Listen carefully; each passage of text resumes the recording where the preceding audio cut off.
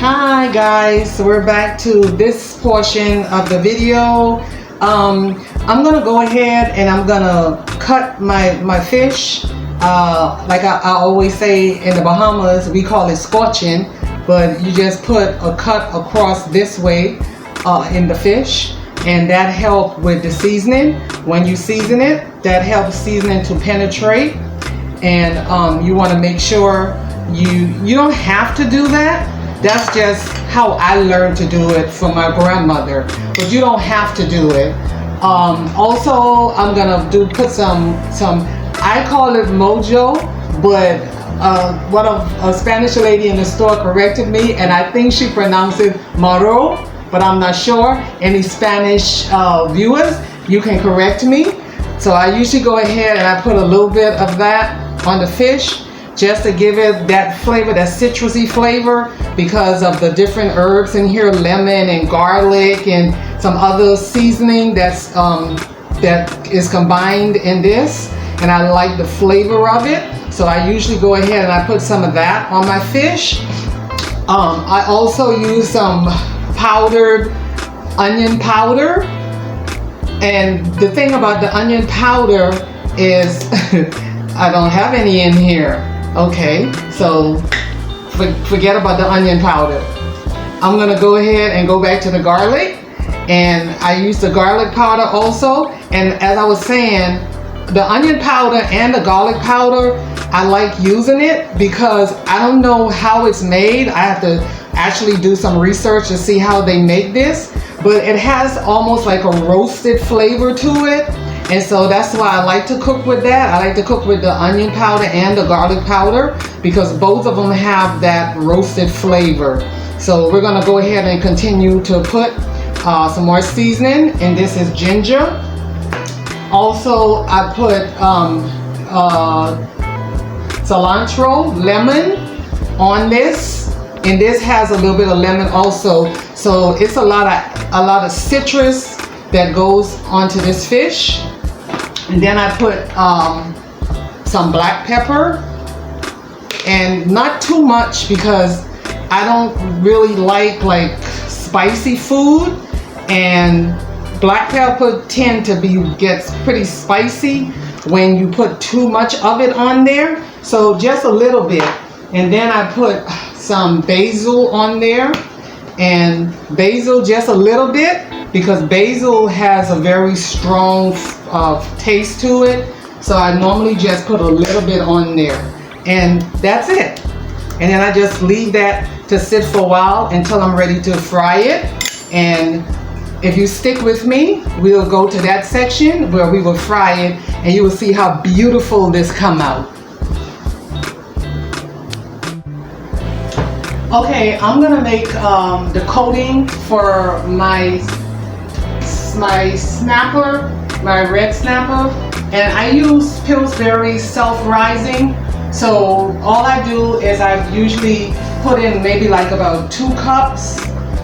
That's about 2 cups. It depends on how much fish you're using, but I usually use about 2 cups of flour, and this is 2 cups of flour.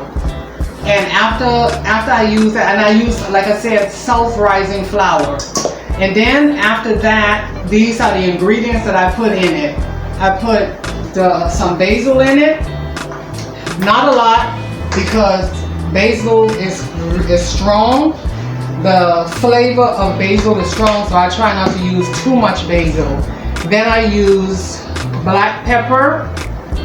You can put as much black pepper as you want, but I don't like my food to be too spicy, so I'm careful how much I put in. Then I put cilantro lime seasoning, and I put a little bit of that also because, again, I'm careful that I don't put too much salty seasonings in here. And I use parsley. I put some parsley in there, maybe about a tablespoon, depending on what it is that you're preparing. And then I put a little bit of garlic powder in there. Also, I put onion powder, and I like the way the onion powder and the garlic powder taste. they taste almost like they have a roasted flavor. I don't know if they have a roasted flavor or not, but they taste like it. And I put a little bit of dry thyme in there. You can use the thyme from the bottle. It don't matter. A lot of people like to use fresh thyme. This is fresh thyme that I bought that I had it frozen, and then whenever I need it, I just go and I just take some off. So you can put a little bit of thyme in there. And then I use Italian seasoning breadcrumb. And another reason why I don't put a lot of salt when I'm cooking meat, especially fish or anything like that, if I'm going to use this, because this has a lot of seasoning in it. So I put about 2 cups of flour. I only need about maybe a half cup of this, and that'll be enough. Because if I put too much of this, then it's going to come out too salty. And then you just make sure you blend that well. Just take a spoon or something, anything that you can use to blend it, because you want it to be, the flour and all the ingredients to be worked in really, really well. And that's it.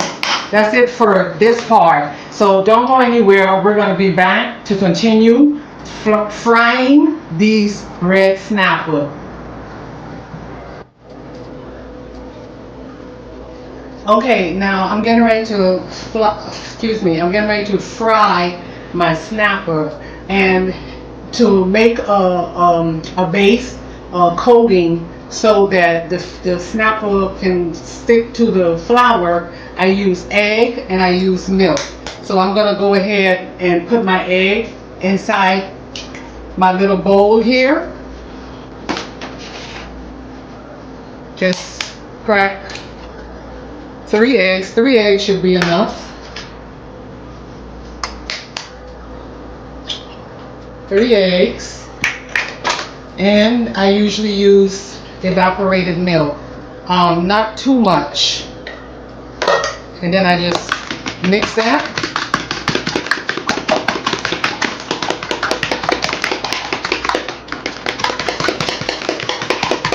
Mix it thoroughly. Then once this is mixed, I put my fish in the egg, and I make sure it gets a lot of egg in the inside. Open it up and let it get, I'm sorry I'm not using gloves, but my hands are clean. Make sure you get coating on both sides. I know some of you out there saying, well, who said your hand wasn't clean? Just in case someone did, I just want you to know it's clean.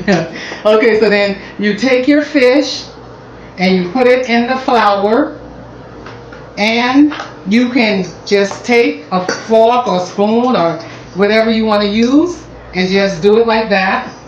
Depending on how crunchy you want the fish to be, you can put it in just like this, or if you wanted to have a thicker coating, you just double dip it in the egg batter and the coating would be thicker. But this is thick enough for me, because once you put coating on there with that flour, it's going to absorb some oil, and I'm watching my cholesterol. So then you can just go ahead and make sure your pan is hot enough. So you want to preheat your pan. Now when you put that in there, that starts frying really, really well. So go ahead and put that fish in there and let it fry.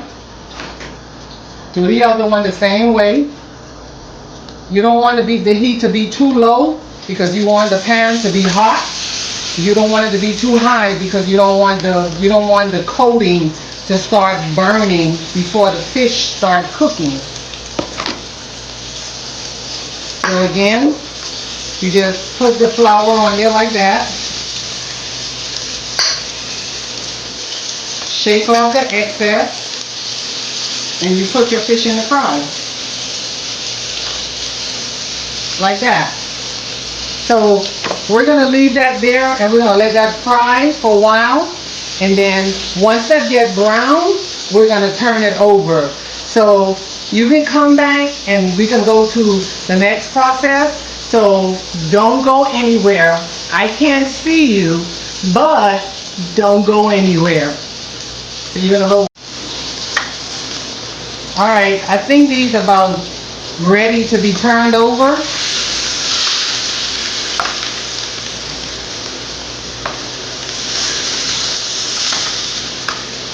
Look how beautiful they look. Don't that look beautiful? Just the way I want it fried. I don't want it fried too much. So that's good.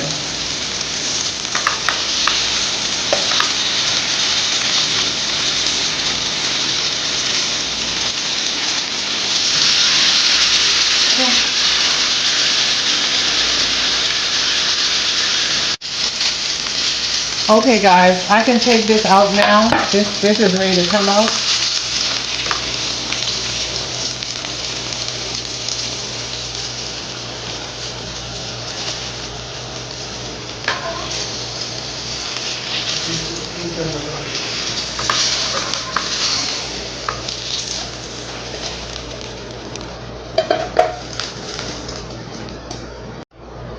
Alright guys, I'm going to use this same pan to make my sauce.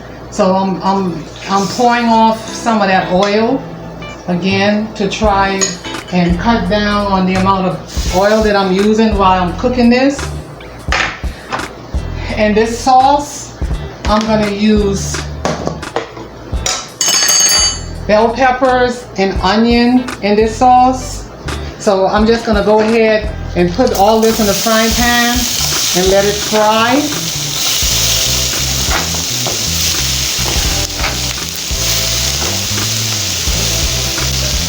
Stir that up a little bit.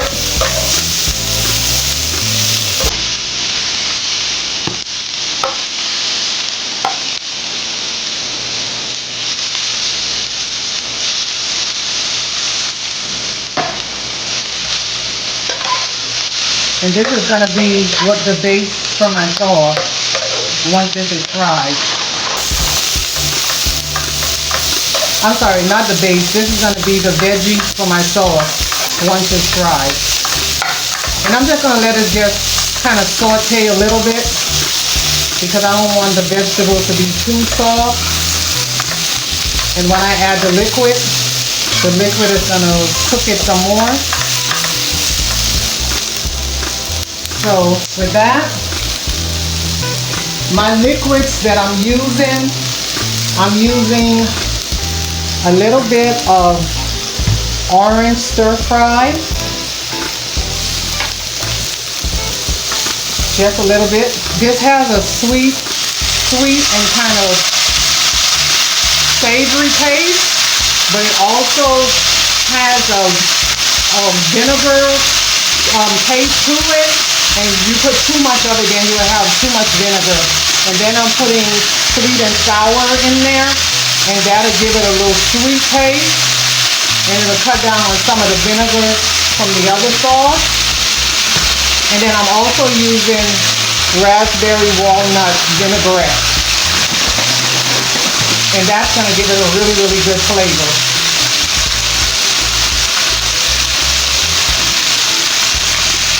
And with all of these seasonings, all these sauce, I don't need that much seasoning because all of them together, they're seasoning by themselves.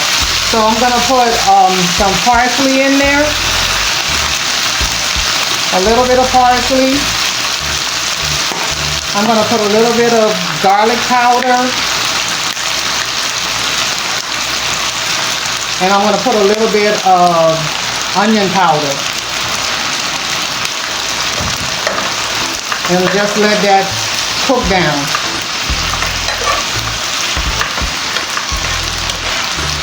Like I said, this isn't gonna be, it's not gonna be too sour because of the vinegar. It's gonna be a little bit sweet, a little bit sour, but the vinaigrette, the walnut vinaigrette, is gonna bring it down some where it has a really mild flavor to it.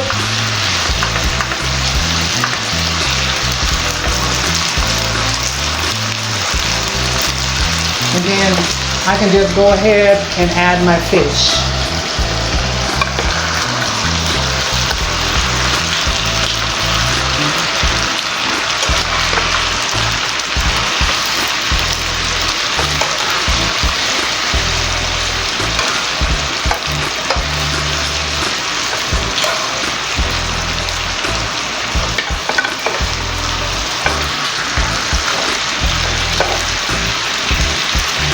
probably should have used a bigger pot, but this is okay.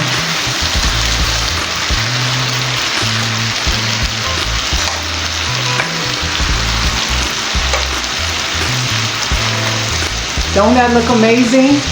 It's gonna taste amazing too. So we're gonna go ahead and let that cook down a little bit more, and then I'll come right back to you. So don't go anywhere. And remember, like, subscribe, comment, and come back and visit us again. We'll be right back.